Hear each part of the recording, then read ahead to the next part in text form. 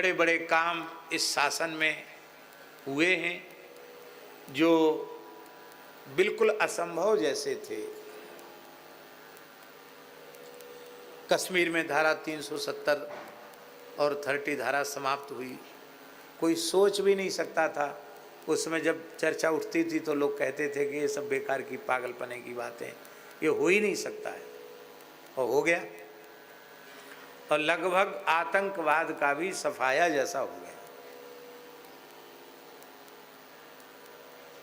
श्री राम मंदिर के बारे में तो और ही लोग जता पता नहीं क्या क्या नहीं कहते थे।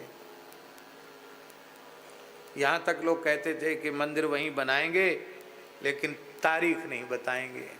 तारीख भी आ गई, उद्घाटन भी हो गया, और आज पूरे विश्व का आकर्षण रामलला के दर्शन में बना हुआ है।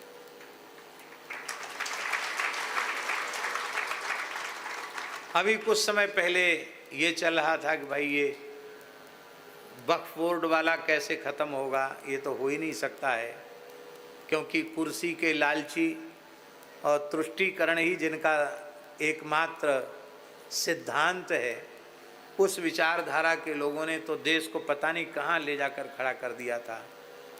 और लोग कहते थे कि ये तो जानबूझकर सरकार में न रहने के डोल कर रहे हैं, वो प्रस्ताव गिर जाएगा और सरकार गिर जाएगी, फिर पता नहीं क्या होगा।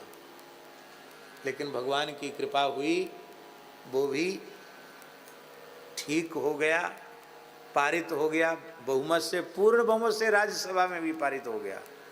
और इतना ही नहीं, इतनी बड़ी संख्या उत्तर प्रदेश में है, लेकिन गोरक्ष पीठाधीश्वर योगी बाबा बैठे हैं, किसी ने चू नहीं किया।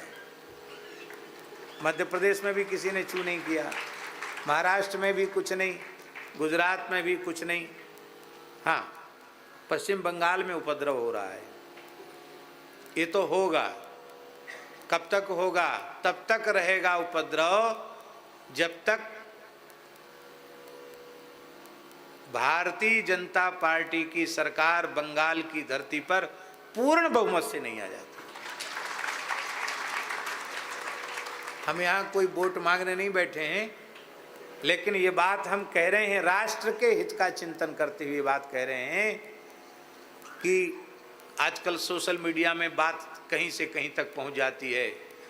बंगाल की धरती से जिनका संबंध जुड़ा है, बंगाल के जो नागरिक हैं, जिनका आरडी ईमानदारी से बंगाल का बना हुआ है, पश्चिम बंगाल का, उन सबको चुनाव के समय पूर्ण संगठित होकर के और मतदान करना चाहिए। बंगाल को बचाने के लिए मतदान करना चाहिए।